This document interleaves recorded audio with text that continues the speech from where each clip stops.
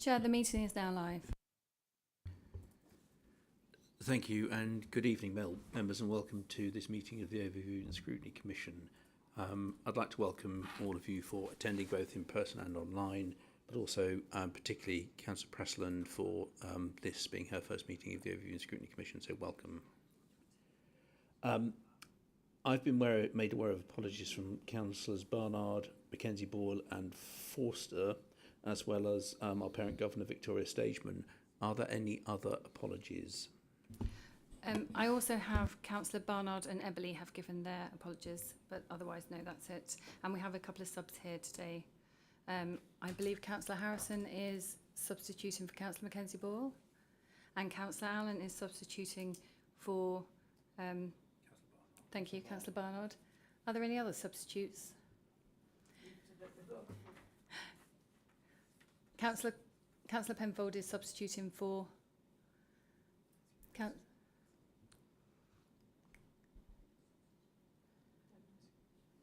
responded to the substitution thing, but nobody asked to reply as such. I believe it's Councillor Eggleston, so I'll minute that unless you need to rectify. Thank you. Councillor Eggleston's actually online, so... Yeah. Okay. Good. We'll confirm that. I'm glad we've got that cleared up. Okay, so item 2 on the agenda is the minutes of the previous meeting, which took place on the 14th of November 2024. The minutes have been circulated. Does any member have any points of accuracy on those minutes? If not, then I'll move their approval and adoption, if I have a seconder. Councillor Hafji, thank you very much. Is that agreed? Thank you, that's agreed. Okay, item 3 on the agenda is declarations of interest and party whip. Has any member got any declarations of either that they need to make? I take that as a no. Thank you very much. Moving on to item 4, urgent items of business. Lou, have you been notified of any? No, Chair, no urgent items of business. Thank you. And likewise, public participation. Have we received any submissions? I am not aware of any public participation request, Chair. Okay, thank you for that. Then we're moving on to the substantive agenda items, beginning with the Council Plan Overview Report. And I believe the Chief Executive is going to talk to that. Chief Executive. Hello and good evening. Yes, you have in front of you today, this evening, the Q2 corporate plan overview report. So that covers July through to September. I was just going to pull out, as usual, some highlights.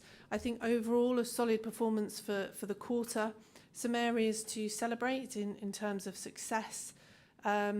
We celebrated the Bracknell Forest Pride with another very successful event in the Lexicon, which also included an accessible parade which took place within the Lexicon and was extremely well attended. We also delivered a culture and community day, which brought together a wide range of cultures across the borough, again into the Lexicon, and celebrated the 75th anniversary of Bracknell as a new town. Other key highlights is that we have retained the we've retained the target of 100% of all of our schools in the borough as being judged good or outstanding by Ofsted. We have delivered an upgrade of the Forest Spa that opened in Bracknell Forest Leisure Centre, which I know is being actively used by members and local residents. And we have also been part of, and the launch actually took place here, for the South East Fostering Regional Hub and Bracknell Forest's Mockingbird project, which was launched here by the Department for Education. And just to give a bit more detail around Bracknell Forest Mockingbird project, that's around recruitment and retention into supporting more fostering across the South East and indeed within Bracknell Forest. Challenges remain in some of the key areas that I've already spoken to the Commission about, namely our forecast. At the time of this document was written, we were still forecasting a significant overspend. I'm pleased to say, and you would have received the report at the last Commission from Stuart McKellar, the Exec Director of Resources, that we are in a better position at the end of this quarter in terms of forecasted overspend. So the management interventions that we're putting in place are seeing that overspend coming down. But it's the usual issues that we have around demand and increased unit costs. Also to note, within this quarter, we also saw a significant increase in requests for educational health and care plans. And again, the Special Educational Needs Service and its improvement journey has been much discussed by the Council. We also, and it's important to note here, I think, during the summer period saw the unexpected additional activity across the Council due to the national social unrest that we saw, and we've engaged in a significant programme to engage with communities and work with communities so that we can foster social cohesion that we were fortunate to experience during that period. Chair, if I may, I'll leave it there and I'm happy to take questions. Thank you, Chief Executive. Commissioners, does anyone have any questions they'd like to ask of the Chief Executive? Councillor Hafji. Thanks. Okay, I've got a couple of starters. On page 27 about the street lighting, are you able to explain why the overspend is on that? And also, I'll briefly another one, on page 30 about the car parking, the Market Street car park. Apparently, the valuation office agents something was declined, and we're going to appeal against that. Have you got any more details about what that is, what the appeal is and what it's all about? So if I start with the street lighting, that was a saving that was included in our budget planning for last year that we took out of the budget this year. At the time, it looked like forecasts for spend were actually going to exceed what we were anticipating. We are doing more work. The short answer is no, we didn't know exactly what caused that, so we're doing some more work to understand it, because we did implement changes that should see a reduction in consumption and therefore a reduction in costs. I am anticipating the next time that we report to the Commission there'll be a change on that. The other question was around business rates, basically, for, was it High Street Car Park you were referring to? Yeah. So we have been in negotiations around reducing the business rate charges that we are being charged against the High Street Car Park, because it's not in use anymore. So again, I should be able to report in the next Commission a positive change in that.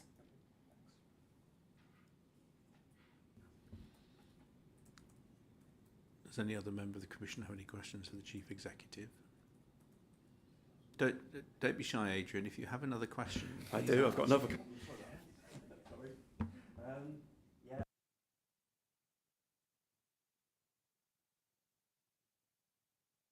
Thank you. Yeah, all right, thanks.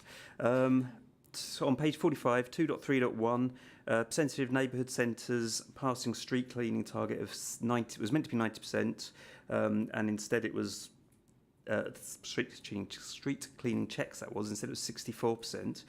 And I'm just wondering, if the last time the contracts said 71%, if the contractors aren't actually performing what they're supposed to be doing, are we able to get sort of a refund or some sort of other recompense for that? Sorry. So it's page 45, yes. 2.3.1 KR.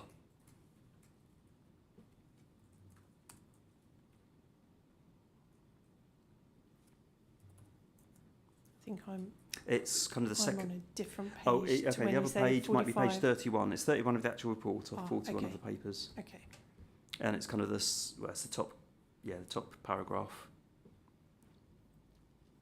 And the explanation is just below that.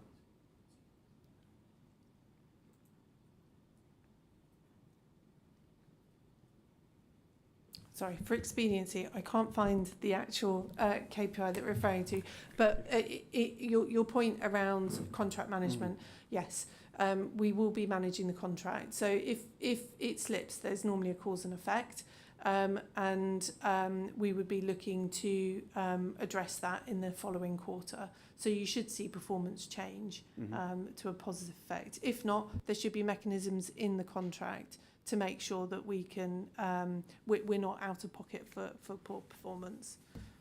Thanks.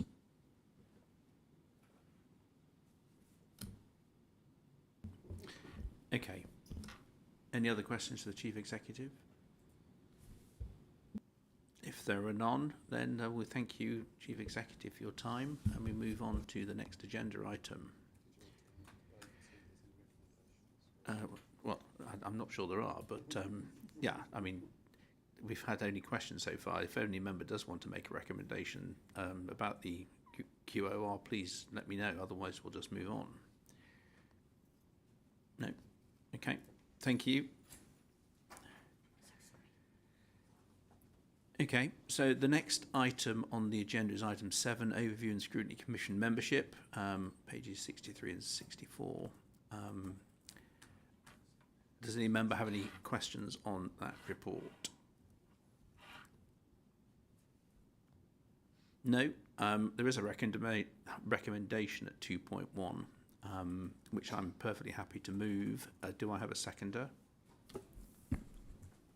Councillor Allen, Chair. It's happy to second. Thank you. Does anybody wish to speak to this recommendation?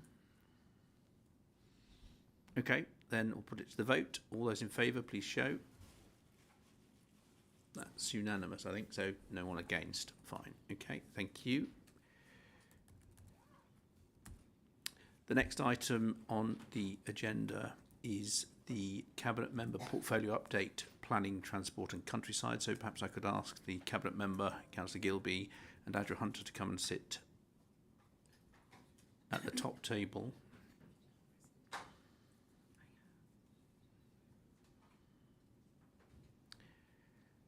Now, Councillor Gilby, you have circulated a presentation.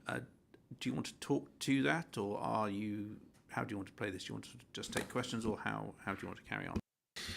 Chair, with your indulgence, I think it's important to give the most time available for questions to be asked. However, it might be helpful for me to give a very brief preface to the presentation that you've all received. Thank you, Chair. I shall be brief. Firstly, I'd like to acknowledge the positive role that the Commission and the associated panels play. In reading about overview and scrutiny, I think the phrase that best describes a good overview and scrutiny role is as a critical friend. And I think, for example, the Thames Water Review that was pioneered by Councillor Christophe Eberle, and I'm sure some of you around this table were involved, is an example of how collaboration really pushes the work in my portfolio forward. So for those who were involved in that, thank you. It's been, should I say, an interesting period. I've been in this particular role now for, gosh, something like 18 months, and I follow two long-standing predecessors. Chris Turrell served from 2013 to 2023, and Mary Ballin, who some of you around the table, of course, will know, served from 2001 to 2003. Yet in that short time, an awful lot has happened. In the role of planning, we've been exceptionally busy, not just seeing through the final stages of the local plan, but of course overseeing its initial implementation. Forwarding on from that, of course, we've just passed the Town Centre Master Plan's supplementary planning document, which is going to be a linchpin within the overall local plan framework. And of course, we face ongoing developments as the months and years go on. We are expecting a new national planning policy framework within weeks, which will have the biggest impact of any planning policy that will be on the table.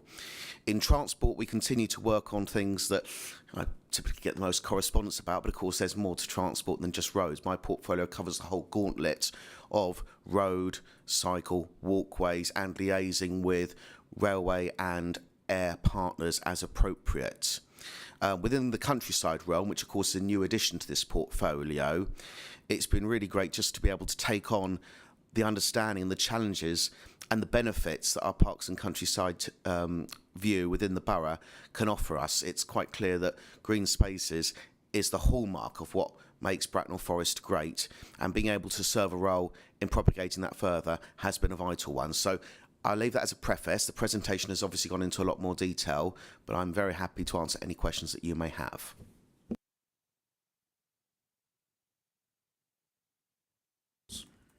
Any questions to Councillor Gilby?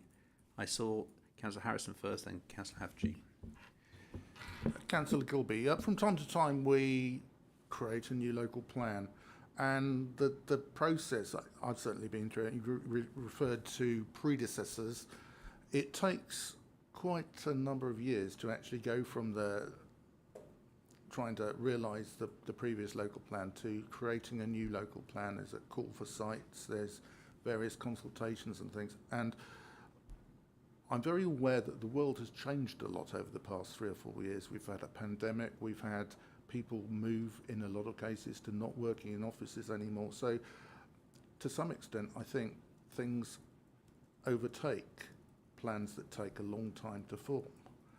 Have you any thoughts about the possibility that we might revisit some of the decisions that we made in the past, or that in the formation of the next local plan we could expedite the process a bit quicker in order to make sure that it is current and what we are actually looking to deliver is relevant to the world we live in today? Excellent question, Councillor Harrison. I think it's important to say that the local plan process, a lot of it is governed by national regulations. So it is important to say that even if we took the decision to hammer things through more quickly, whether that's right or wrong is beside the question, but if we wanted to hammer it through, actually regulations wouldn't allow us. Of course, we've just seen today from the Prime Minister yet another example of this call that national regulations be revised. Wasn't quite the word he used, but I will say revised, which of course may affect how the process works with future plans. But there is always going to be an involved process. Local plans are, of course, as for councillors who've been involved in this process before knows, are very sensitive. And people want to know that we've put in the time and effort to make sure that when we've identified sites, we've done so with the best possible evidence base. And that does inevitably take time. But I think also, if I may, implicit in your question, of course, we know that there's going to be revised targets in all likelihood for house building in this borough. That will have an impact on our local plan. But I sense an implication in your question. Does that mean that we've got to throw out the local plan and start over? That is not the expectation. There was no doubt got to be revisions, but I do not see at this stage from the draft MPPF that a wholesale start over is necessary. Is that a supplementary, Councillor Harrison? You may be a bit closer to the new administration in central government than I am, but I wonder if you get a sense from them. I know they've got some very ambitious targets to increase the rate of house building, and as we've already discussed, the kind of the number of processes and the pace of processes that it takes to get local plans in place are one of the things that stops sites being put forward for development as quickly as perhaps the government might like to deliver what they want to do. Do you have any sense that they have anything in mind that's going to speed that up, rather than just setting higher targets against a process that we know is a bit of a slow one? Councillor Harrison gives me far too much credit. I'm afraid I'm not as close as he thinks. There was a draft MPPF, but I think it would be presumptive of me to talk too much when actually we know that the final draft of this new MPPF is likely to come out within the next few weeks. So I think rather than me speculate on possible changes that are agreed, I think it would be useful, with Councillor Harron's blessing, if he wants, that we have a meeting after the MPPF comes out, and I'm happy to take his questions on that. Thank you. Councillor Hafji. Thanks. Great presentation, thanks. A couple of questions, more about your sort of some of the strategies that you're coming out with. The tree strategy that's been mentioned in Jan 25, that's going to be a quarterly review. Have you got any more information about what that will actually, will be? Will it be a consultation? Will we see it? Where will that be? I'll let you answer that first. No, please, actually. Okay, and then the second question is about sustainability and the sustainability guidance note relating to planning. I believe this was something that was in the process, was being worked at. Have you got any information about where that stands or if we're proceeding with it? Thanks. On the tree strategy review, this has been actually an ambition of mine for some time, and we have been delayed, unfortunately, by vacancies within the tree service team. Ideally, the entire team, myself included, would have much rather seen this start earlier. The idea behind the review, I think, when we talk about quarterly, I don't want to give the wrong impression. I mean, if I can ask Andrew to clarify on the nature of quarterly, that would be quite useful.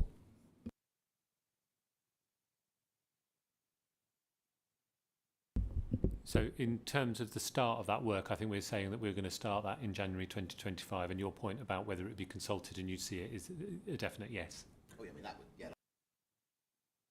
It's about the nature of quarterly, but yes, there will absolutely be a consultation process. Your second question was about sustainability guidance notes. That's definitely a question I'm going to have to revert because that's a departmental matter. But yeah, that's a piece of work that we're undertaking, and we're going to be doing that in collaboration with Wokingham. They've got a particular officer who's got very good experience in that, and we're going to be using them to help us to develop that note. So yeah, that's in the process. Do we have any timings on that at all, roughly? We've commissioned the work with Wokingham, and I'll have to tell you that I don't know the specific details, but it's underway. Councillor Allen and Councillor Frost. Yeah, just going back to Councillor Harrison's point, obviously if the rate at which we need to build is increased at some point and overtakes our current build rate in the local plan, do you know how much time we get to update the local plan before developers can start putting in applications willy-nilly to build in places which aren't in the local plan? As I understand it, the current thinking is that if we had to revise our local plan to meet new targets, it would have to be a plan that would be, or a revised plan that would have to be in place by the end of this Parliament.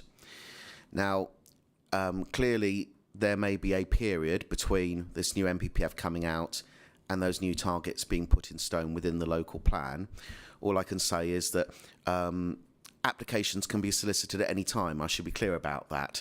It's not as if whatever changes may come about from the MPPF and how they may or may not align with our current local plan suddenly present an opportunity where there wasn't one before. Developers are entirely free at any time to put in how many application they want, and we will follow it according to the guidance that exists already. But in terms of actually getting those numbers in place in the plan, the expectation, as I understand it, is that every council has to have it by the end of the parliamentary term.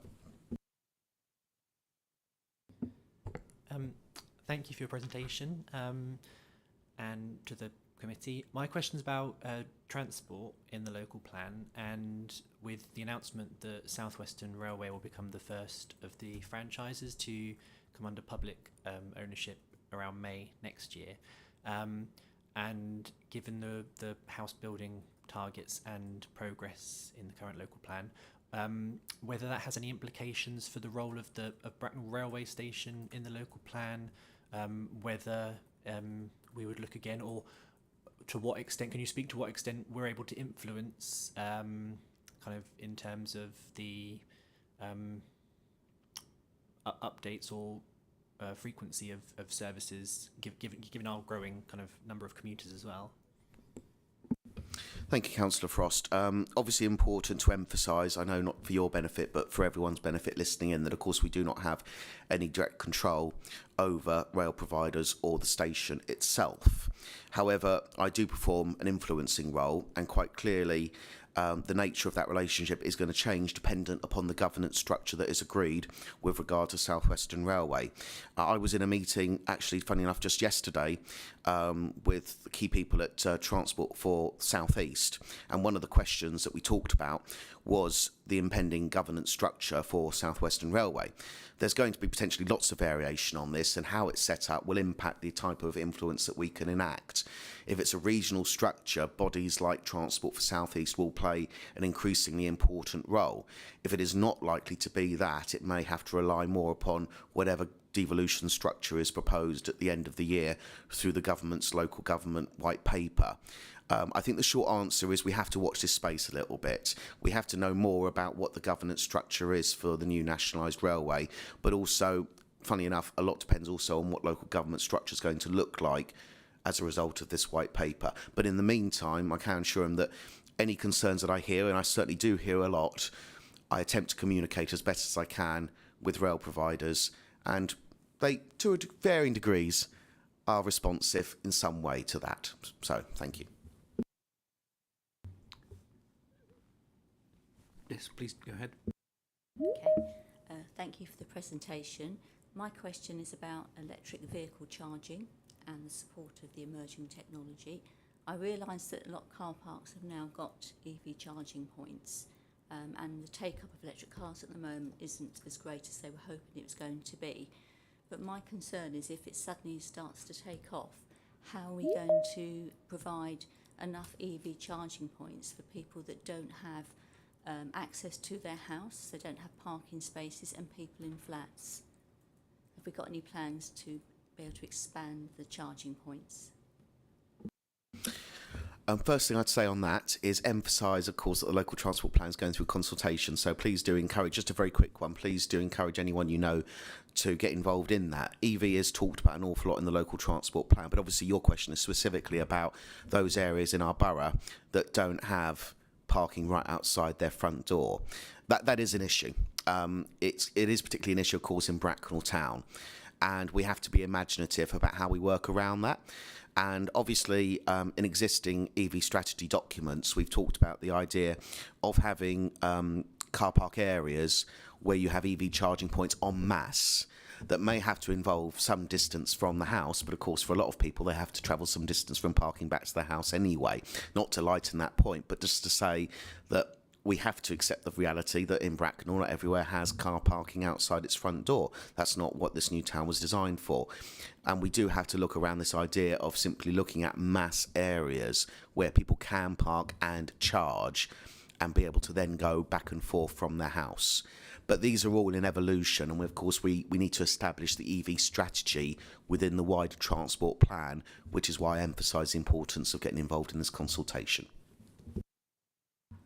Councillor FG. Thank you. Continuing that theme on the transport side of things, and obviously the LTP for the local transport plan for consultation that's going out is quite important, covering things like walking, safe cycling, active travel, buses, and of course the road network. So my question is, if someone wanted to get involved with this consultation, because it's such great, how would they do that? Fabulous question. So they can get involved online. They can just simply, I don't have to provide a link, they can just simply Google Bracknell Forest Local Transport Plan. I guarantee it'll pretty much be the top thing. But we also have dates at our libraries where people can drop in and see hard copies, and they'll have an ability there to get involved as well. And I'm sure Andrew, as we are speaking, will flurry the library dates to you at the earliest opportunity. They have been made public already, but we will send them again. But there is also that way for people to get involved as well.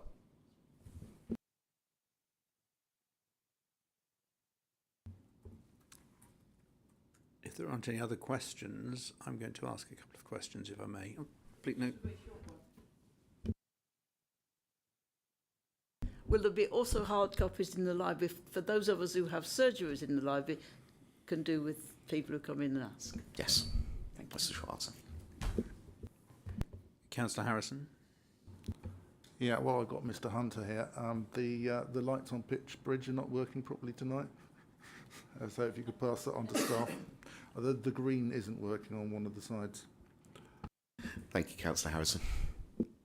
So, Councillor Gilby, given the small geographic size of Bracknell Forest and the government's suggestion they're going to increase the number of houses they expect us, a local authority, to deliver, and the constraints on the geography of the special protection area to the south and the greenbelt to the northwest, how do you believe we are going to be able to accommodate the targets that the government feels is appropriate for Bracknell Forest, and also provide all the relevant infrastructure that needs to go with the development of new houses? An eternal question. infrastructure for developments. First of all, on the first bit of your question, I think, and I'm not avoiding a hard question here, but I think there's no point being speculating about how we respond to new targets when we don't know the new targets yet. I get your question was more about the principle, but the reality is that we'll know in a matter of weeks what the scale is. For example, the principle may be the same, whatever the number, but if it's a very small number, that's quite easy to accommodate. If it's quite a large number, an entirely different strategy is required. So, at the risk of sounding facetious, I think it would be better for us not to speculate and wait for the full numbers to come out. However, your wider point about infrastructure is an eternal one, and that's always to do with any scale of development. I would inform the members here, because I know not everyone around this table is involved intimately in planning. It is important that within the developer process, developments of a certain scale do require the giving of a community infrastructure levy, SIL, you might have often heard, and of course a lot of developments enter into Section 106 agreements with us. Infrastructure is never always as easy as... I remember a film where there was a line, if you build it, they will come. Well, I give an example in Jennetts Park where GP surgery was proposed and they didn't come because nobody licensed out to take it up. So I would never want people to get the impression that infrastructure is entirely the purview of the council to resolve. It is also dependent upon our utility partners and our service partners to also get involved in this process as well. But we continue in this process, we never ignore it, and the contributions that we get through developments towards our infrastructure development are vital in the work that we do. Thank you for answering my question in part. I'm sure that the commissioners would be delighted to welcome you back when you have got the new housing numbers, so you can answer my question. Very happy to. In the meantime, and given all the talk about local government reorganisation in Berkshire and the potential that may bring, don't we, if we are going down the road of a combined authority with or without a mayor, it depends very much what the government decides to do, isn't there an opportunity for the unitary authorities in Berkshire to work much better together to deliver proper infrastructure projects such as alternatives to car use by developing trams and other forms of transport that will encourage people off the roads? I don't think we're bold enough in local government to actually argue for alternatives to the car that would actually be attractive alternatives that mean people would leave the cars at home. So if we are coming together as local authorities, what would your view be on working much more collaboratively with them to develop bold ideas like that? Cooperation is really the harbinger of success, and if there's any sort of structure that can improve that cooperation, I would welcome it. I mean, it is important to say, of course, that we have now already, partly through the great work of Councillor Temperton, the Prosperity Board, which of course is a new initiative within the last couple of years, which is allowing the leaders of Berkshire to get together, even in the absence of whatever devolution settlement may come from central government, to talk on these things. And there is a dedicated transport person on that Prosperity Board who is liaising with people like myself to talk about the kind of things that Berkshire needs. We have other structures that my predecessor would also have been involved in, like the Berkshire Strategic Transport Body, that talk about the kind of common improvements that we can all work on, bid on, to improve things. But obviously, as an answer to your question, is cooperation going to yield better results for us? Of course it is. And I would very much love to be able to work with our neighbouring authorities to see not just a local, very hyper-local transport approach, but talk about those common transport projects that we can embark upon.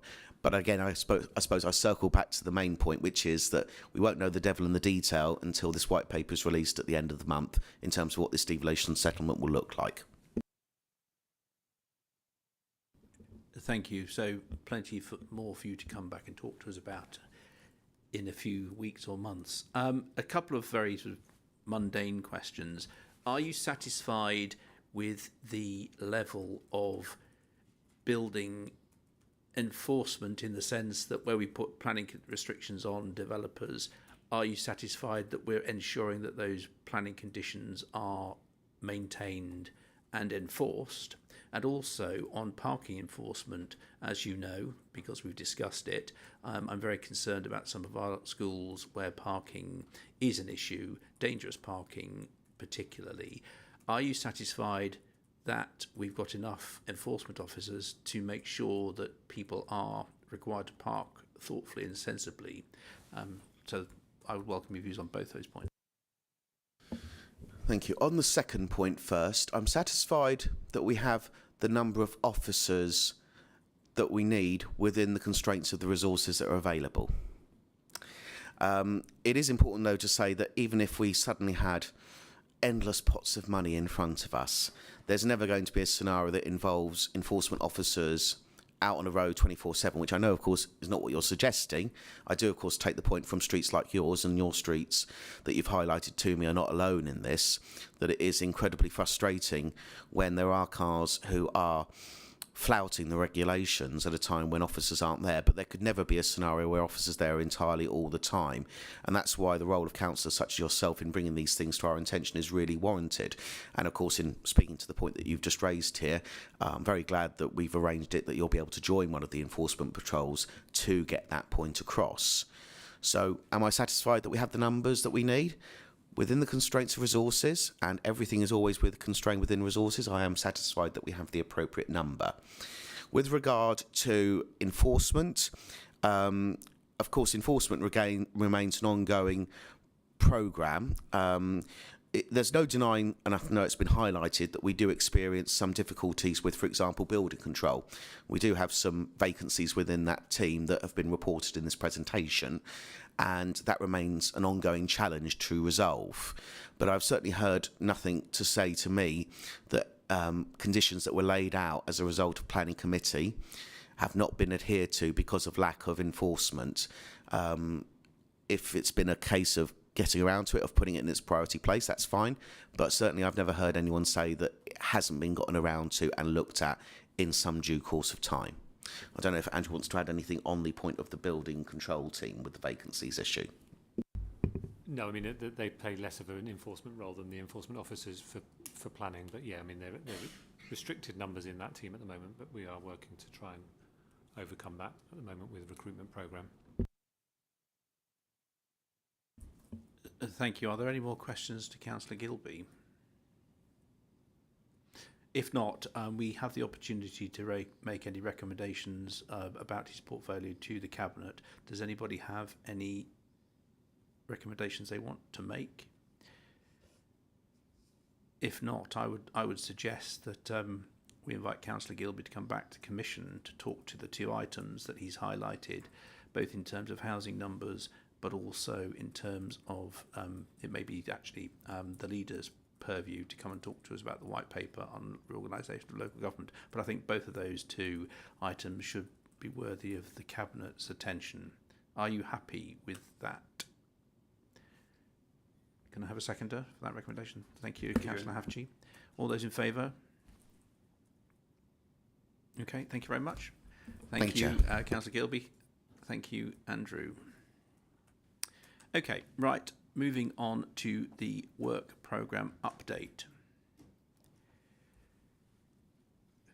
Which chair of the panel would like to kick off? Oh yeah, I can if you like.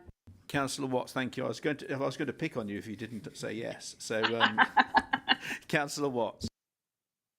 Thank you. So the transition from education to employment review has now heard from all witnesses. Recent witnesses included the Careers and Enterprise Strategic Lead at the LEP, the Cabinet Member for Economy and Generation. We visited Garfield College to meet with the Careers Lead and hear some views from the pupils. They were very enthusiastic. And we have been discussing draft recommendations. The completed report will be due at the Commission in February. Thank you. Does any member have any questions to Councillor Watts? No? Okay. Now, Councillor Eberle isn't here, is he? So No, there's no update for the Environment and Communities panel, Chair. And the other panel? Is Councillor Egglestone is online. So would you like to go next, Councillor Ecclestone? Yeah. Thank you. So with the health and wellbeing panel, we're still waiting for the paperwork to start our mental health review. So until we've got that, we can't start. In between, though, what we have been doing is we've had the JHOSC, which was last week. So myself and Councillor Virgo went to Surrey, and basically the update from that is that they are just looking at the moment at contingency plans and gave us an update to show they're well and truly covered. And also they explained how it's going to be more community based and how Heatherwood Hospital is looking to have more beds added to it and have a HDU attached to it as well. So that would be really good news for our residents. And also, I've been meeting with a follow-up from the update of where I met with Pilgrim Hearts. Councillor Wright is looking into different ways that the PCN can work with them and also the welfare team. And she's going to give an update on that to me. And then we're going to follow up with the panel. Thank you. Thank you, Councillor Eccleston. Are there any questions to Councillor Eccleston? No? Okay, well, thank you both very much for your reports. I appreciate that. The next item on the agenda, item 10, which is the final item on the agenda, is when we morph into the Crime and Disorder Committee. Now, we have got Councillor Pennell online, and I also think we have Andrew Cranage. Chair, can I just stop you? We just have to end the commission meeting. And Okay. this is the crime disorder Right. panel officially, please. Okay, I'm going to bring the Overview and Scrutiny Commission meeting to a formal conclusion before we morph into the Crime and Disorder Committee. So, welcome members to the meeting of the Crime and Disorder Committee, to which we also have Councillor Pennell attending and Andrew Cranage attending, and also the Chief Executive. So, Councillor Pennell, would you like to begin? Yes, thank you, Chair. So this crime and safety plan aligns closely with the Council's plan, namely engaged and healthy communities priorities. What you're about to see, the presentation, is a comprehensive summary of the progress that has been made. And to note is that just last week, the Council unanimously endorsed the Criminal Safety Plan of 2025 to 2028. I'll now hand over to our Chief Executive, Susan Halliwell, who is the Chair of the Criminal Safety Partnership. Thank you, Councillor Pennell. What we have this evening is a presentation that we'll ask Alison O'Meara, who heads up the community safety team, to take a lead on, and she'll be doing that in partnership with Andy Cranage, our local area commander. I think Alison is there, is she? Yep. I'm here, Sue. Oh, sorry, I didn't see your camera come on. That's great. That's okay. Just double checking. Sorry, I've had a bit of a technical issue with my laptop, which has just died. So can I pass over to you, Alison? Yes, of course. Thank you, Sue. I'm just going to take a minute to upload the presentation.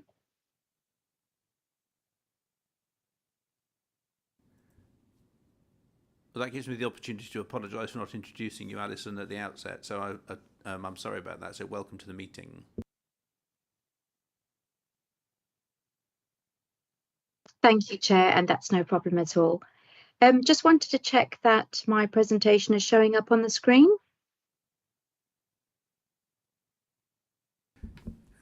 Not as yet. Okay, it might just take a minute or two. I can see it. Great, good, thank you. Good evening, everybody. Bracknell Forest Community Safety Partnership is presenting its public annual progress report this evening, which is a statutory requirement for all CSPs in England and Wales. The presentation will include evidence of progress made over the last year in the CSP's priorities. This will include police recorded crime and antisocial behaviour data, comparison data with other local authorities in England, as well as CSPs that are most similar to Bracknell Forest, partnership project achievements, and also 3 case studies as examples of how partnership working brings about change in complex crime and disorder situations. This will then be followed by a Q&A session. We have also included an additional section for noting, which includes useful CSP information, such as the 7 subgroups of the CSP, where all the operational work takes place, how the CSP works together with partner organisations and related boards, how to contact community safety, and how to report crime and ASB to police. A slide on the new CSP plan for 25 to 28 has also been included, which was approved by full council last week. I'll now hand over to Superintendent Cranage to take us through the data and comparison slides. Thank you, Alison. Good evening, Chair. Good evening, councillors. Thank you for the invite and the opportunity to present along with Alison this evening. The first slide is 4 or 5 slides I'll talk through. The first slide comes from my Quanta data. Quanta data is about information that's provided to police through the Home Office and government that gives us an idea of how we compare to other similar areas and similar authorities. The good thing about the one you're looking at the moment that hopefully you can see is a large enough graph on your screen is where Bracknell Forest currently is. So to the right hand side and below the mean average line of the amount of crime per thousand population. This is across England and Wales, this one, and you can see where Bracknell Forest is compared to all those local authorities across the country. We're down the right end is what I'm saying to you here. And I think it equates to we're 13th lowest out of the 63 unitary authorities, and that equates to 5.4 incidents per 1,000 population. So it's a very safe place, which all of you know anyway. It's a very safe place to live, Bracknell, and it's gone as an improvement from last year. It was 6.2 per 1,000 population, so it's an improving picture, which is excellent news. And I like to think something to do with the crime and community safety plan we've been running for the last 3 years, and hopefully continue that work into the coming 3 years. The next slide, please. The next slide, Alison is just pulling up, is the Quanta data around crimes, which is police data, police recorded crime. For the period you can see up there, 1st of October 23, 30th of September, so pretty much a calendar year. And again, where we want to be is below that kind of most similar group.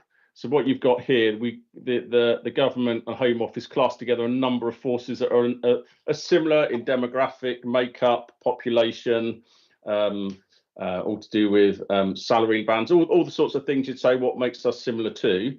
This is what this group makes up. We use it a lot to compare how we perform from a policing perspective, and this is about the number of crimes over the last 12 months. And as you can see, we're below the MSG, most similar group average, and we're pushing towards the lower band of crime. So that's, again, a good news story in terms of how we are performing from a policing and crime perspective across the Bracknell Forest. This reinforces the kind of comment I made a moment ago on the previous slide about it being a very safe place to live in Bracknell.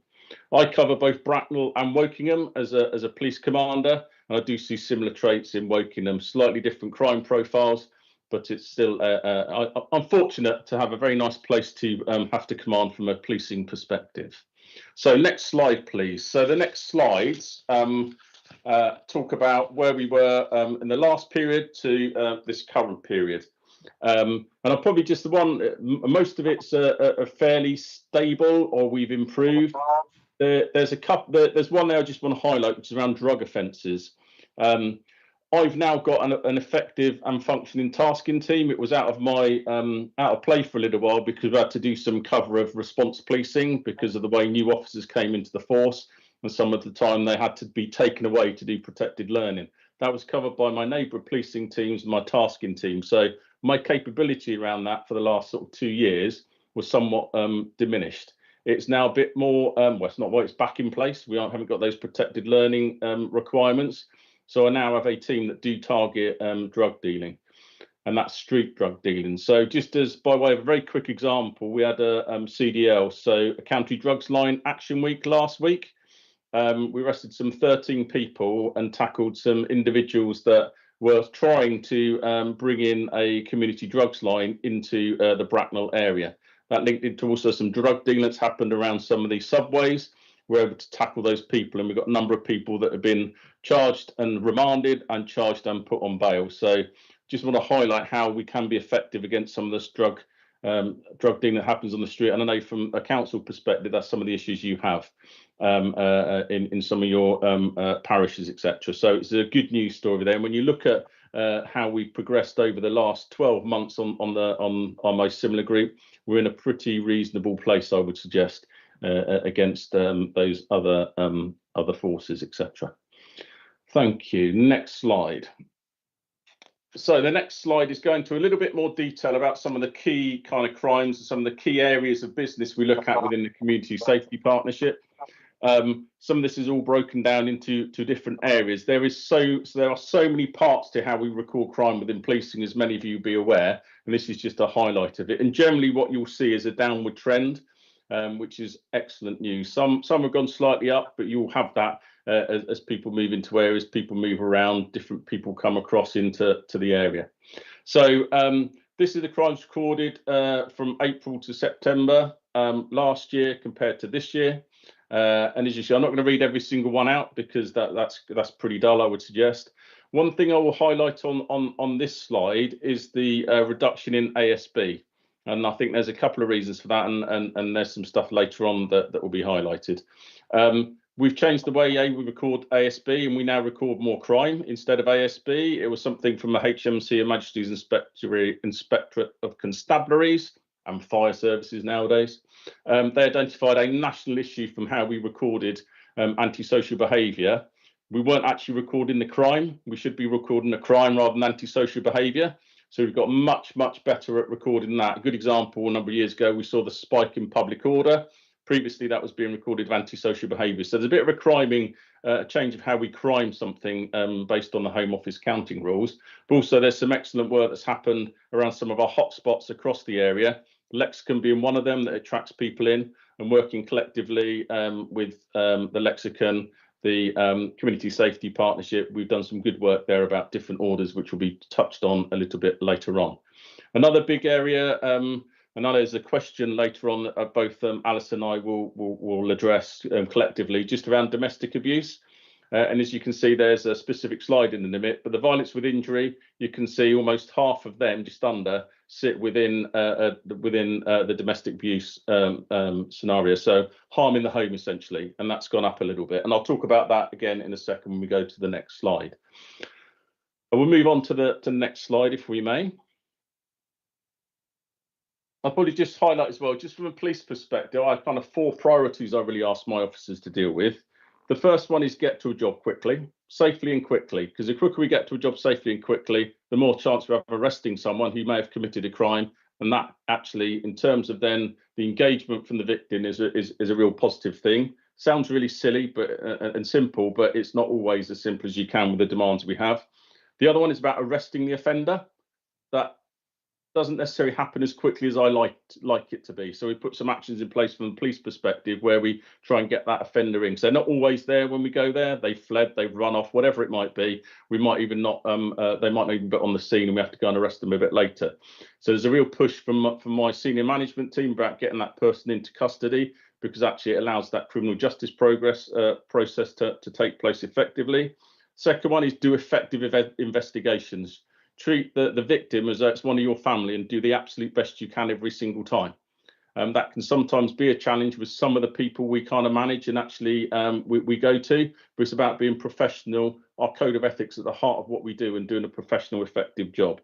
And the final priority I ensure my officers are doing effectively is actually keeping the victim updated.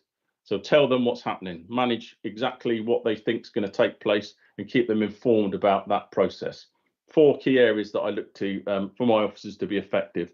And it doesn't matter what crime it is, if you apply those very basic principles, we should be achieving good tackling crime. And you may say, why do I say that? I've got a very, very young workforce.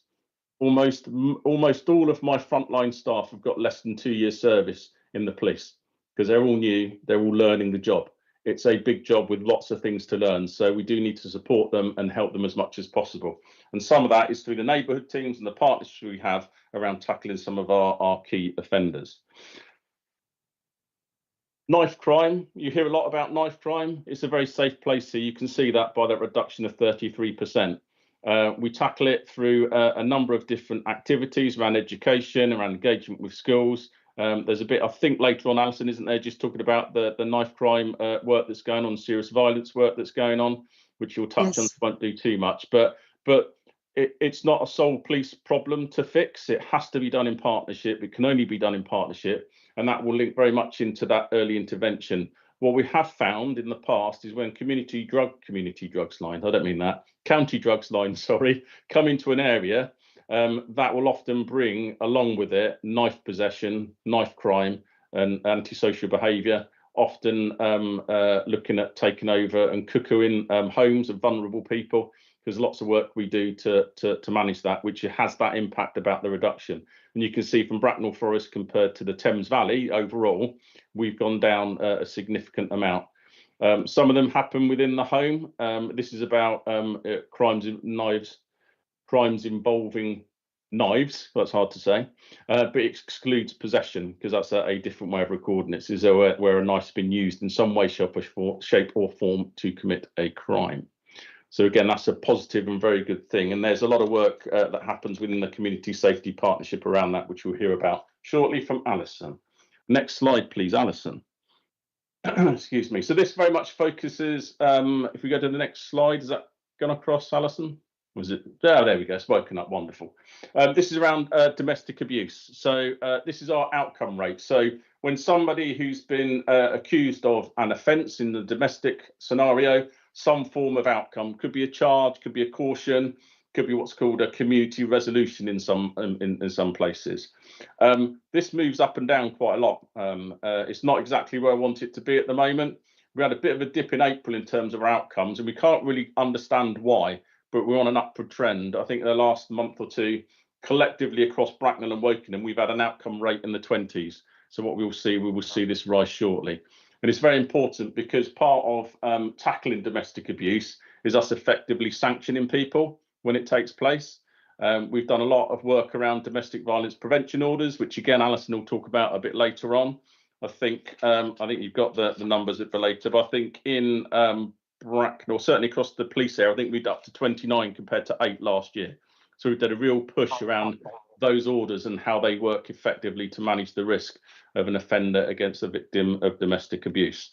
So again, not exactly where I want it to be, these numbers, but it's a real push to do so. But there's also some recording issues around that, which we'll pick up later on when we answer that question from one of the councillors. Dropping into the next slide, if I may. This talks about sexual offences, hopefully when it appears. Sorry, again, Andy, it's taking a few right. presses of the mouse to get the slides to move on. No, really not a problem. So again, there's it's not high numbers, which is great news. But when you look at that, almost half of them are in domestic abuse scenario or situation, should I say? And again, please don't be alarmed by that in terms of how that may seem on the face of it. That is often historic offences that we get told about as we start engaging and people have confidence to tell us about things that may have happened in the past to help us understand what we need to do to safeguard and protect those victims. So again, we are much better at recording this now, all the historic times when someone may have been assaulted that we never used to record. We do that now because it builds up that picture that we should be building up around a victim. So this explains some of this increase in the numbers of rapes that are there.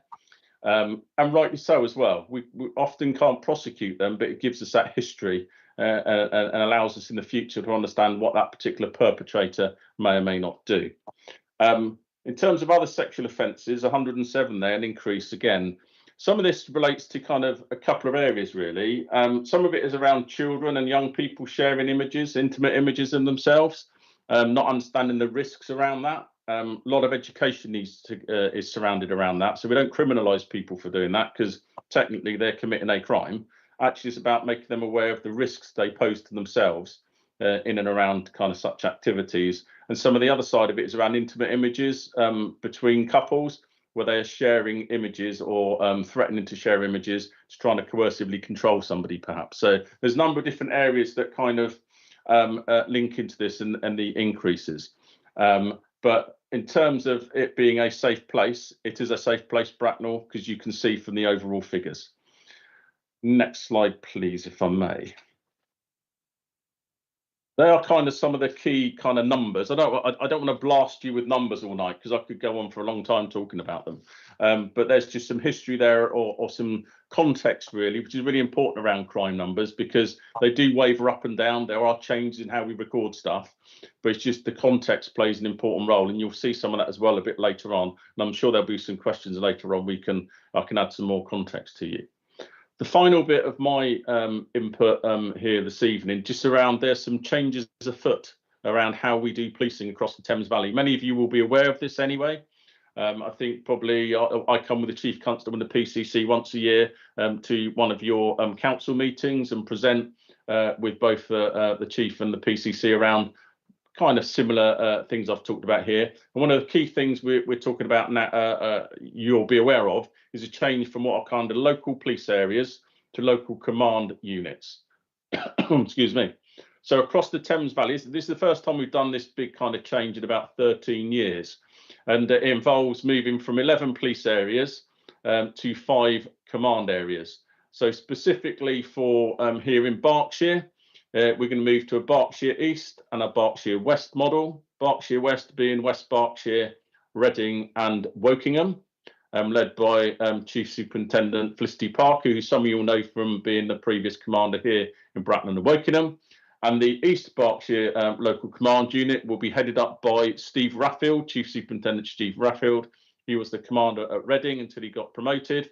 He will head up the area that covers Bracknell, Slough and Windsor and Maidenhead. And this is what the command structure looks like. You've got the Chief Superintendent, you'll have a Superintendent Operations and a Detective Superintendent that's the crime manager. And under there are a number of different elements around our functions to deliver policing across the command units. Yeah, I'll talk about the harm reduction units a bit later on, because I think it's an important part. There's a slide Alison talks about in terms of orders, and if I could be bold enough to jump in at that point, Alison, I'll probably talk about where the harm reduction unit comes into that. You've got the DCI for crimes, that's your CIDs, your priority crime teams, your local proactive teams. In addition to the harm reduction detective chief inspector, you've got the domestic abuse units. For me at the minute, I get serviced by 2 domestic abuse units, one in Reading and one in Windsor and Maidenhead for the Bracknell area. So it coming into a more central command unit will really help us in terms of how we manage domestic abuse. And then you've got neighbourhood policing, which is numbers are increasing around that. And then you've got a chief inspector for response. So the guys and girls you see running around, well, they're not running, they're driving around in the cars, blue lights, responding to those emergency issues. So collectively, that's a real whistle stop about that structure. Collectively, that's what will deliver policing across Bracknell from the 7th of May next year. That's when it all goes live. And I think we're down presenting the chief, the PCC and myself around January time. And again, there's a little bit about this that we'll go into some more detail then as well for the councillors that are here. But I think that probably concludes my current bit. But if I can jump in, Alison, a bit later with the harm reduction unit, then I just help put some context around why some of this new command unit is going to be really effective. Thank you, Alison. That's brilliant. Thank you, Andy. So this bit, the next bit of the presentation looks closely at our progress against our key focus areas. So this slide here summarises the 3 key focus areas in our current plan, and these were agreed by partners and the public at the start of the plan, and which were also retained at each annual review. So we'll now explore progress with each area. Against the first key focus area, we have progressed with several areas, of which these 4 are quite key ones. It's noted that we do have a serious violence action plan, which began this year and ends in 27. So we have started working our way through the ambitions that we have set ourselves. We've made great strides already against the 35 actions that we've set ourselves, and to date, 20 of them are complete. We have created a brand new serious violence directory of services for professional and public use. It includes national and local services for adult and child victims of serious violence, as well as families and professionals. We will be launching it in coming weeks and publishing it online for all to use. Act Now is a Thames Valley Police and Crime Commissioner funded intervention for 12 months, whereby all children arrested for a violent crime are offered the Act Now intervention within 90 minutes of us being notified of them being in police custody. The aim is to respond quickly within a reachable moment to provide support to prevent reoffending by that child. This is followed up with a second meeting within 48 hours to assess and design a programme of interventions.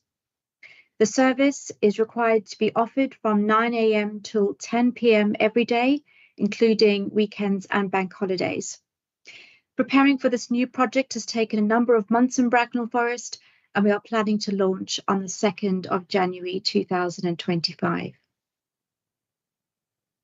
The CSP recognised that while we had a robust safeguarding and support offer to under 18s at risk of or experiencing exploitation, we did have a gap in supporting those over 18 who didn't have care and support needs. Therefore, the CSP and Bracknell Forest Safeguarding Board have jointly commissioned a strategy author to co-produce a 3-year all-age exploitation strategy and work plan with those with lived experience of exploitation. Interactive workshops were held with colleagues, partners, and child and adult victims who all helped shape the ambitions in the strategy. The strategy is going through the partnership approval currently, and then will be followed up with the council approval process with an anticipated published date in February 25. Community Safety has worked with the Children's Society to develop bespoke awareness material for use by several business sectors on how to spot and report child exploitation. And we focused on businesses where they are most likely to see child exploitation. So resources for people working in the banking sector, hotels, but public transport and taxis have all been completed and distributed. We are now working on similar material for people working in takeaways, food delivery schemes, and the retail sector. We've also been promoting the Children's Society offer of free training to all business sector employees. This targeted business campaign is a first for our CSP and is the start of a comprehensive community awareness campaign, which will be set out in our exploitation strategy.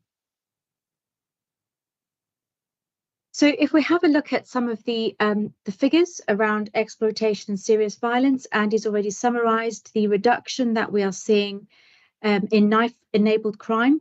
And you also saw the low numbers of incidents that we are seeing in the borough. So a reduction from 13 to 8 comparing Q2 this year to Q2 last year. SAVE, which is the next bullet point, and Mason Make Safe are two multi-agency operational groups which come together to jointly safeguard adults in the case of SAVE and children in the case of Mason Make Safe. Referrals can be made by partners or council services, so that includes police, social care, schools, early help, safeguarding, and also youth services. You can see there that we are up by 2 referrals compared to Q2 last year, from 6 to 8 people into SAVE, and we are down to 10 from 34 on Q2 last year in Mason Make Safe. The reason for the decrease in the Mason Make Safe referrals is because of a screening tool that has been introduced, which helps identify those children most at risk of serious violence and exploitation. But we do know that those that don't meet the threshold are still offered a service through the Make Safe exploitation prevention team in children's social care. Positive Youth Engagement, or PI, is a charitable non-profit company which were commissioned by the council's virtual school to work with children looked after who were identified as being at highest risk of serious violence and exploitation. While PI began their work by supporting 4 children, they also delivered a 12-week after-school arts provision for 30 children in recent months. Key Focus 2's main area of work is shoplifting and antisocial behaviour in the town centre. So with shoplifting, we became aware that it started to increase quite significantly in the town centre, but that retailers weren't reporting it through to police, which meant that police were unaware of where it was occurring and who was doing the shoplifting.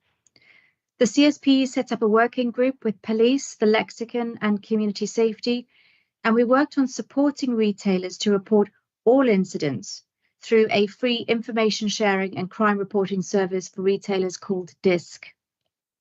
We held several retailer forum meetings and produced specific guidance on how to use DISC.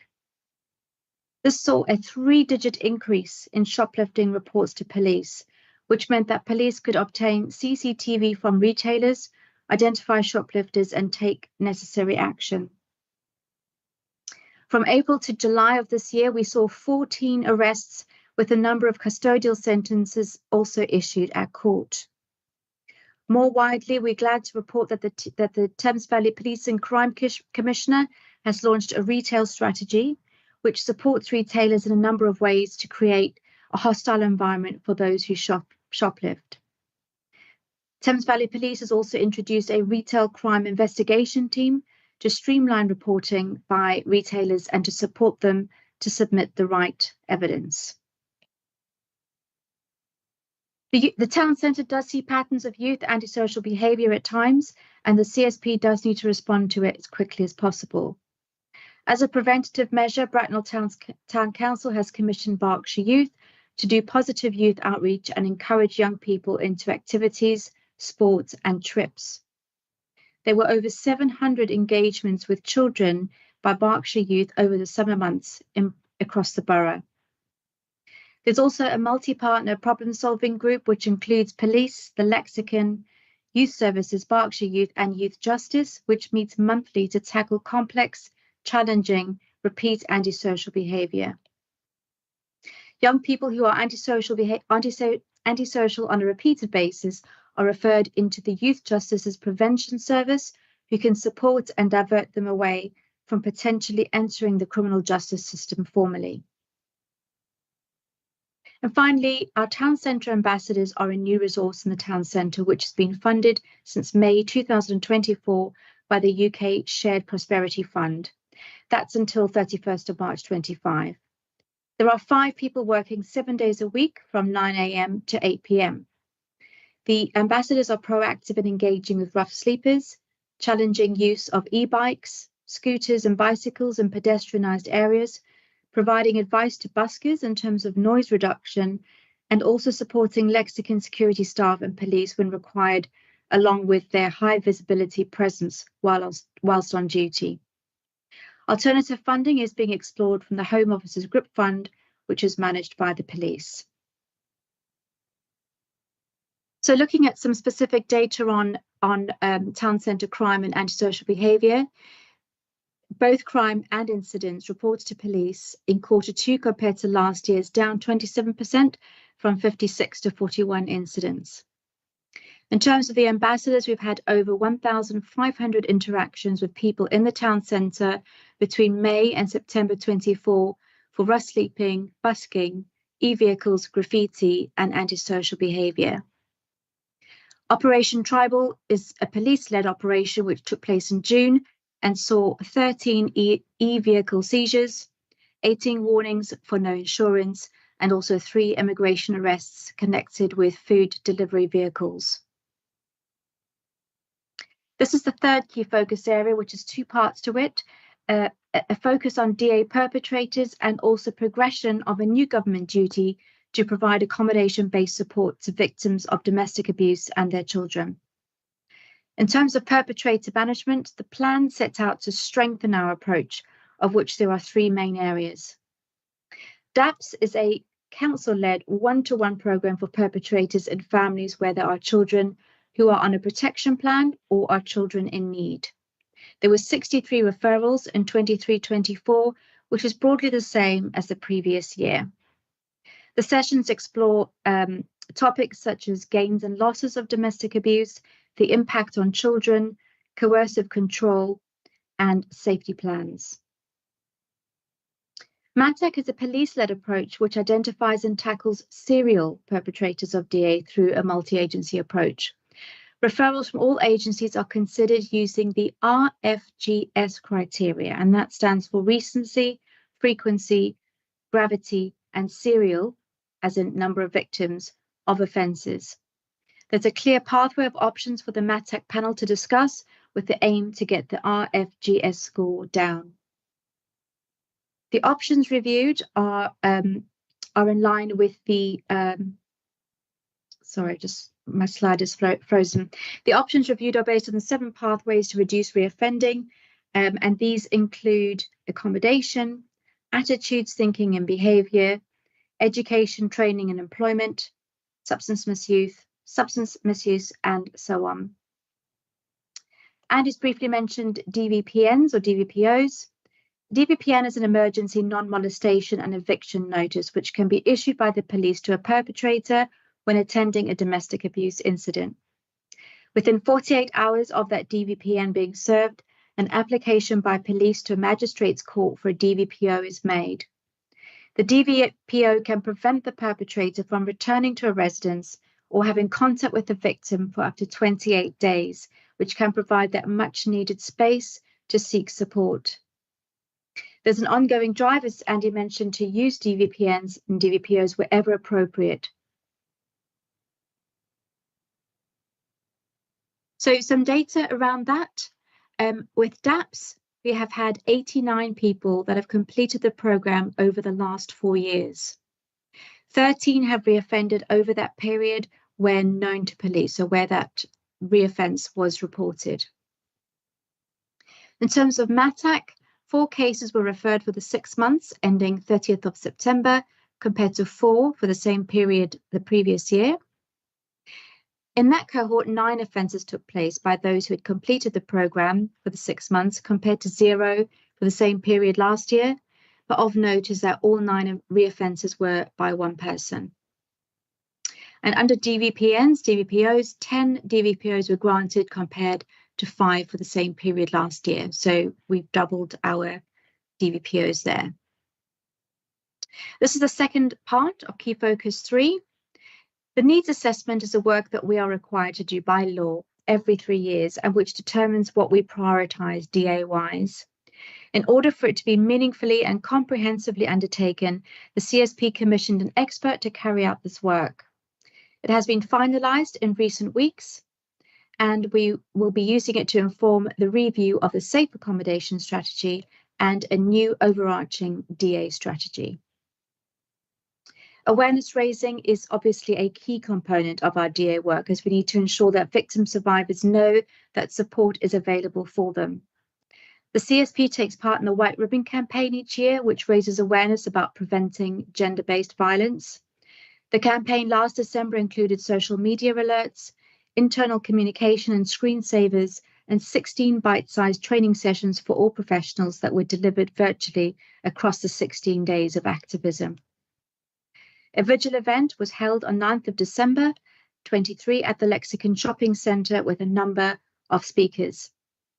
A similar event was held on White Ribbon Day on the 24th of November this year, which was led by the Mayor and had a number of powerful speeches.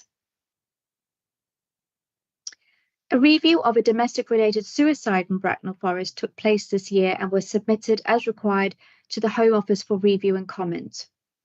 The multi-partner review was led by an external DA expert, and an action plan of work related to the learnings and recommendations is being progressed by the DA executive group of the CSP.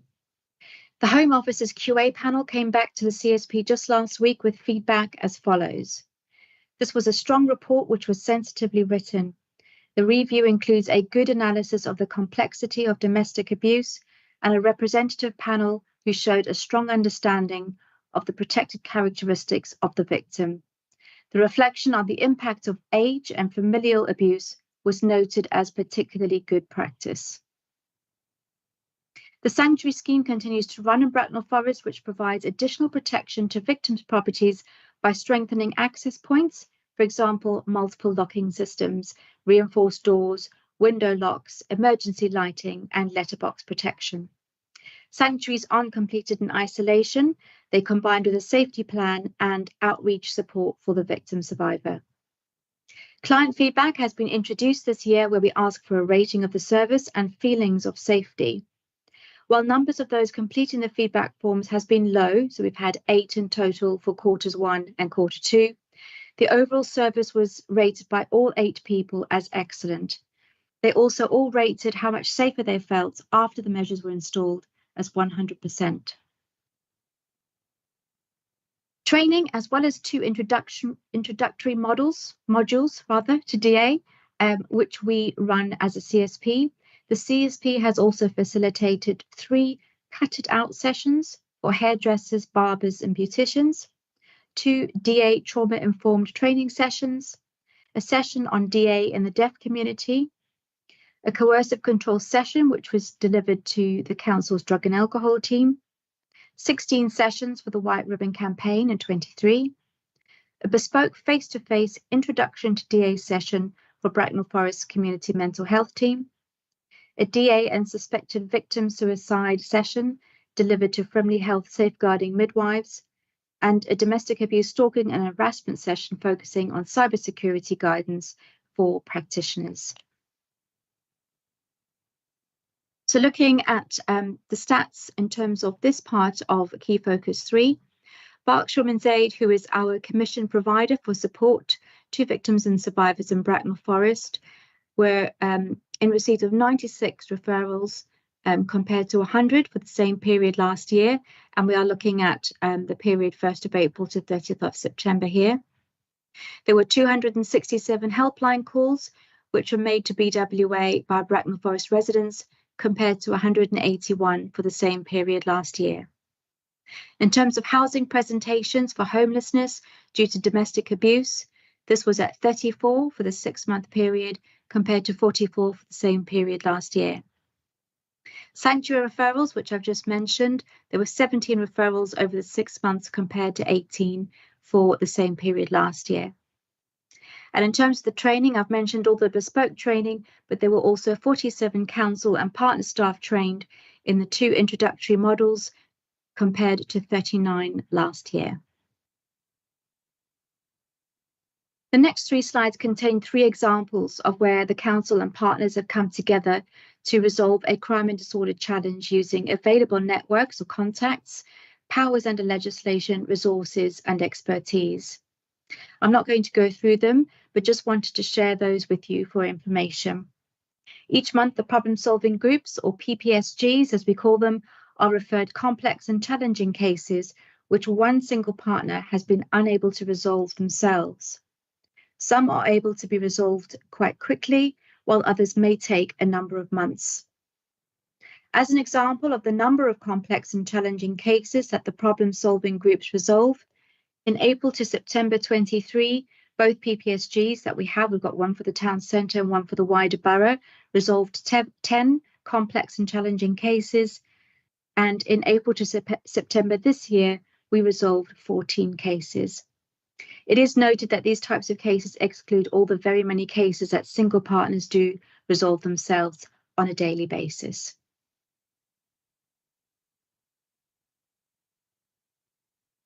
And finally, this is the new community safety plan for 25 to 28.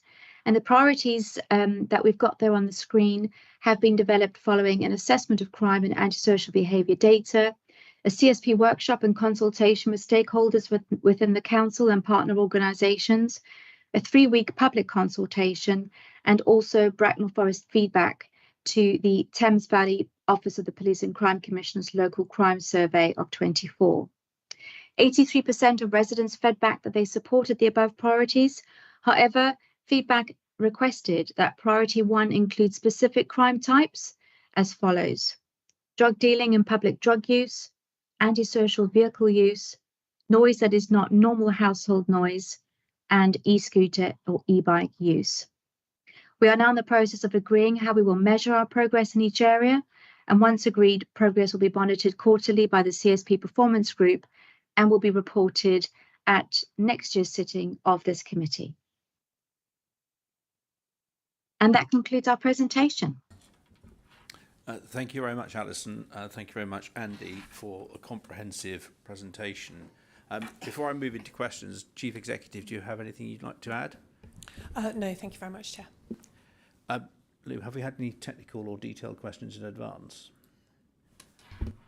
Yes, Chair, we've had one question from Councillor Eggleston. If she'd like to ask it now, I believe an answer has been prepared.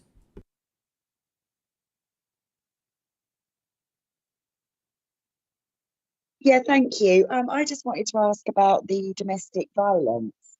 What is the ratio still? Is it still more men who are the perpetrators, or what? How does it sort of split with the numbers, please? Andy and I both have a response to this. Andy, did you want to go first? Helps if I unmic myself, don't I? Unmute myself, should I say. Yes is a simple answer to that. I think that the national statistics, which kind of bear fruit very locally as well, is around the victims of domestic abuse roughly about 70-30, women being the 70% and 30 being male. That's what it looks like. And when it comes to sexual offences, that increases to 90% female and 10% men.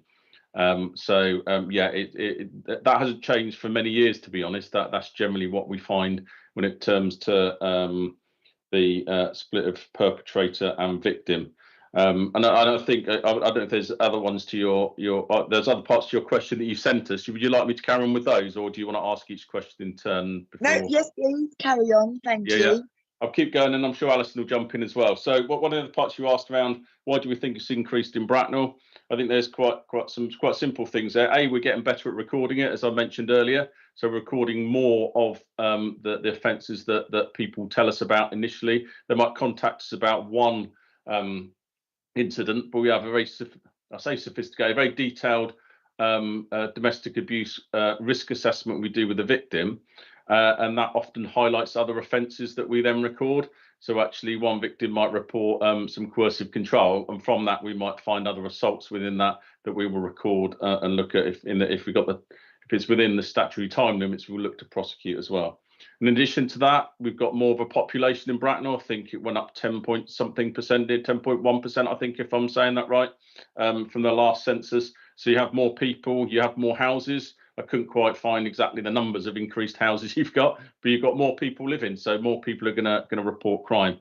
And additionally, from what Alison said a little bit earlier about domestic abuse, we actively encourage people to come forward now. There's much more confidence within the community that actions can be taken. It might always be prosecution, because you've got lots of additional charities that help, that the person might not want to prosecute someone, they just want to get out of that situation, and they're able to do that. And then those charities can sometimes report that to us. And so how we're tackling it, you've heard some of the stuff already from the Community Safety Partnership. From a policing perspective, it forms part of Violence Against Women strategy. Around a third of our crime in Thames Valley, and we echo that here, just slightly higher, I think it is in Bracknell, is domestic abuse related. That can be physical abuse, coercive control, all the kind of elements of domestic abuse. And on a daily basis, from a policing perspective, we review all our domestic abuse on a daily basis, as well as a weekly basis around the progressions of crime. I'll touch on the harm reduction units here as well, if I may, very, very quickly. So the harm reduction units is something that's coming in through the changes in May. There was a bit of a postcode lottery to a degree around safeguarding as a generic term across the force and different numbers. There's little support really in place for our officers who deal with it, which is often in quite stressful and difficult situations. So part of the change that's coming within the local command units is a dedicated harm reduction unit. Now, those harm reduction units will tackle the areas of domestic abuse. So any domestic related orders, there are a number of different orders coming out soon. They're being piloted in some areas that make it a lot easier for us to get the likes of domestic abuse protection orders and notices, non-molestation orders, etc. They're going to be things that the police can put in place just to deal with those immediate things, immediate issues. They're going to look at orders, both civil and criminal orders within harm reduction units. So they can be things like closure orders. I talked earlier about CDL, and often the CDL, county drugs lines will look on somebody who's vulnerable, take over their house. That's cuckooing. Closure orders play an important part in that, and in fact we're using a closure order against a domestic abuse couple very soon as a means by way of managing their kind of situation. There are mental health officers within the harm reduction units.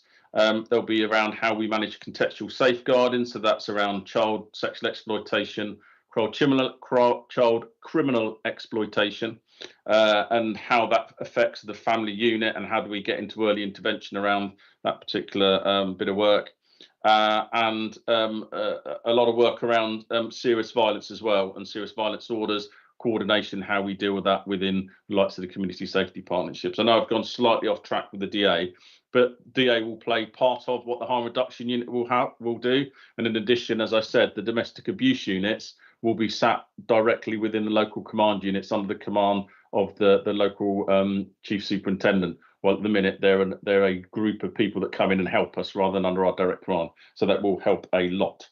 So that's kind of hopefully answering some of your questions. I'll just open up to Alison just around domestic abuse as well, if anything else to add. Thanks, Andy. And just to say thanks to Councillor Eggleston for sending through those questions. So in terms of DA increase in Bracknell, I did have a closer look at levels of DA over the last 3 years. So looking back to 2021-22 to 2023-24. And while figures had increased, they hadn't increased by much. Between the first and second year, there was about 50 more offences, and then after that, another 100 and something offences. So while we have seen increases, it hasn't been a steep rise. In terms of the reasons why it's increased in Bracknell, just to add to Andy's points, we are seeing improved government recognition of non-physical domestic abuse. So not just about someone being physically assaulted, but also about stalking, coercive control, and also non-fatal strangulation. So with that government recognition comes the awareness. And as we raise awareness with residents, we tend to see reports coming through against those different types of DA. Also, awareness is a key component of our domestic abuse work plan. So we would expect that the more we raise awareness, more victims will feel confident to come forward. In terms of the percentage, Andy's covered that well. And just to reiterate that in terms of how we are tackling it, I mentioned about the domestic abuse needs assessment, which is a really, really thorough look at what we need to be doing in the area of domestic abuse. And we do know that, for instance, with male victims and other minoritized groups, we need to be doing a lot more to make sure that we are reaching them and encouraging them to come forward where they feel safe to do so. Our action plan, which I've mentioned, is really comprehensive, and I'm very happy to share that with any members of the committee that would like to have a look at it. But it has a number of strategic priorities. We commission support group work, we fund refuges, we have the sanctuary scheme and the training, which I've mentioned, the perpetrator management, the specialist provision for children, there's parenting work for child to adult violence. We do the review work, the domestic homicide reviews and domestic suicide reviews. We monitor performance very closely. The CSP has a performance group that holds the subgroups to account for how they are progressing each month. As I've mentioned, we do a lot of awareness, not just with the public, but with our professionals. And we also provide financial assistance through the government funded grants to various projects that take place. Thank you both. Do any other members have any questions? If not, could I ask, please, in relation to domestic abuse, it's my understanding that actually violence in domestic abuse is probably something that happens in only a very small number of cases, and actually is probably one of the last things that happens in a situation where domestic abuse is being carried out. But given what you said about your cohort of officers and the demographic profile of them, and their relative inexperience, how good are they at appreciating examples of domestic abuse, given that a lot of abusers are very intelligent, very clever people who will spend a very long time grooming their victims and exploiting them? How do your officers actually pick up the signs and believe victims of domestic abuse if they are being very clearly controlled by sophisticated perpetrators? Thank you. Yeah, you make a very good observation. It's around the training. They get significant training during the period that they start within policing around understanding the risks around domestic abuse. When a new officer comes out, they have a 10-week period of training that sits and tutors them around it, and that's from a more experienced officer that got the skills to share that learning and how to identify and look out for the signs of domestic abuse. In addition to that, there's ongoing learning. So CPD, continual professional development. When we learn something from a case, a review, be it through our partners or individually within policing, that gets shared out through either briefings of the officers or individual training days that they have. And the other thing we really push is that professional curiosity. Most police officers become police officers because they're quite nosy. And so we really push the idea of not accepting what's on the surface when you first get there, and that's key about how you debrief somebody. In addition to that, you've got the risk assessment that really helps that kind of process of debriefing someone. And in addition to kind of some of the victimless-led prosecutions, so sometimes we will go to a domestic situation where violence has been used. We've solved that immediate problem because we might have arrested that particular individual, taken them away. We've solved that person's immediate problem. And when things all calm down, they don't necessarily want to progress forward with any kind of prosecution. So the use of things like our body-worn video, etc., really help then us look and debrief and understand what's taken place, because what someone says to us when we first arrive is captured on camera, can often be used to support ultimately a prosecution of an ongoing perpetrator. And as you said, they're kind of the real serial offenders often have groomed an individual to feel they can't live without that person. So part of having the ability to prosecute and give them, as Alison said, that does really make a difference. So they're just some of the things we do in terms of ensuring our officers understand domestic abuse is an important area of our policing. I mentioned also just around on a daily basis, we review all of our domestic abuse matters and the crimes that have come in. In addition to that, there's an expectation that if someone's arrested for domestic abuse, it's quite crude, this one really, but there's some sort of sanction on that individual before they're released. Be that they're released on bail, they're released with some sort of domestic violence notice against them, or they're charged and hopefully prosecuted for whatever's taken place. So there's a lot of scrutiny that happens from an internal perspective that drives the work they have to do, and the expectations are set very high about how they do that work. And it's continuous development of people as well. So it is challenging, but we are getting there with it, definitely. Thank you. Councillor Frost. Yeah, there's a question online from Councillor Watts, I believe. Councillor Watts. Hello. I would just like to thank everybody for the presentation. I'm particularly pleased about the changes to the exploitation plan to include more young people in the plan to help them escape this kind of crime. And on the antisocial behaviour, it does sound like you have a really comprehensive plan, and it's something that my residents talk to me about a lot. So thank you very much.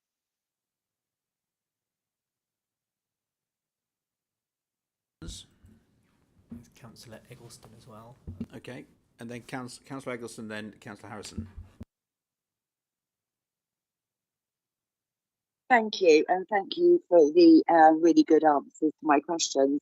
I just wanted to ask as well regarding education for young people, because obviously if they've been brought up in a family home where unfortunately domestic violence has taken place, that can become the norm. If the man has been the perpetrator, the young men can believe that's the way they treat women, and if a young woman has witnessed it, that's what she could expect to be treated like. So on the education side, how are we reaching out to the young people so they know exactly how they should treat each other? Thank you. Thank you, Councillor Eggleston. So with that one, I absolutely agree that a child in a home where there is domestic abuse can learn that behaviour and perpetrate it later on.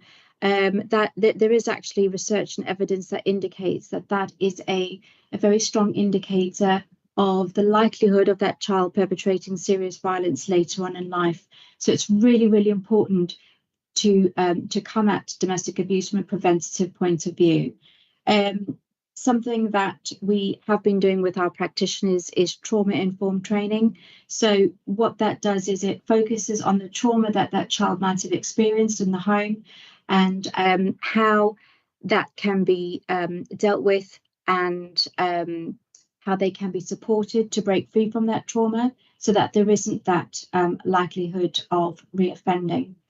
We also have been doing some work in schools to find out how we can deliver healthy relationship training to children. Public Health have been working with schools and conducting a survey to ask what aspects they would like covered in these sessions. And while those healthy relationship sessions haven't begun as yet, they are being planned for. Thank you. Chief Executive, does this question relate to that answer? It was just to extend the answer and just to remind councillors that we also have a family safeguarding model for this authority. So that question, Councillor Eggleston, is very apt for that very model, because we don't just look at whether the individual's an adult and take it down an adult safeguarding route or a child. We look at the whole family and as Alison's articulated, take a prevention approach. Thank you. Could I just add a little bit into that as well, if I may? Sorry for jumping across. Yes, Andy, then we'll come to Councillor Harrison. Thank you, appreciate that. Sorry. Yeah, just certainly from a police perspective, it picks up everything that Alison and Sue said. You know, my officers understand about voice of the child and speaking to the children when they go to these particular incidents. As you say, the whole ACE is a trauma-informed approach, and that's some of that training that goes on in addition to the kind of conversation I had about awareness for officers. So my officers will refer in for a child protection or adult protection form. They'll go into the multi-agency safeguarding hub. That's exactly what it says on the tin. There's a number of different agencies. They will review and look at that particular referral. And if they need to make referrals or go to a strategy meeting about a family, then we'll do that. So from that acute end, when we go to those particular domestic situations, that is one of our approaches we take around that. Thank you. Thank you. Councillor Harrison. Thank you. I was interested to hear what you said about the fact that our local police officers tend to skew a little bit on the younger side, and I was wondering if it's a case, as probably has been happening before, that a number of officers, when they become more experienced, are either moved to where they see as a more exciting part of the country to police, and where they get a London waiting that might be a bit bigger or something, especially the Met. Is that specific to our policing area, or is it pretty typical in the Thames Valley as well? Yeah, no, absolutely. People do move around, definitely, when we have a recruitment and retention team. So we do everything we can to retain our officers. We've never had so many officers, as it were, in the recent history than we have now. That's a big, and part of the reason why we've got that in experience is because we've recruited so heavily in the last few years. And again, we used to have a real big issue about people leaving Thames Valley and going to London and into the Met. Careful how I say this, the Met's reputation isn't like it used to be, so it's not as attractive necessarily. Yes, there's a financial attraction there, but that isn't always why people would move there. So we don't see as many officers going to London, for example. What we do see is officers going to cheaper parts of the country where they can buy a house that's a lot cheaper, for example. But and when you see, officers that they do their 2 years of initial frontline work, and then they look at specialising as well. So again, there's opportunities within policing where they develop those skills further. Could be to domestic abuse, for example, could be to CID, could be to roads policing, firearms, a whole series of kind of areas, which is what makes policing attractive, really. So yeah, we do see that, but there's a lot of work that's happened around trying to retain people. So, and you see even regionally within Thames Valley, kind of we're closer here, obviously, to London than we are somebody in Milton Keynes. So again, we probably get more movement here than we would, but it doesn't cause us a problem. We have so many people that want to join the police that often it just balances itself out, in all honesty.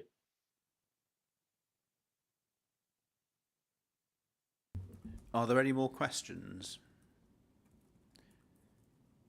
If not, this is an opportunity for us to make recommendations. Does any member have any recommendations they might wish to make to the work of the Crime and Disorder Committee? Don't feel obliged. Okay, that's fine. Then we have no recommendations. Can I thank then Councillor Purnell, Andy and Alison, but also the Chief Executive for coming along to this meeting of the Crime and Disorder Committee this evening, which I'm now happy to bring to a conclusion, and thank you for attending.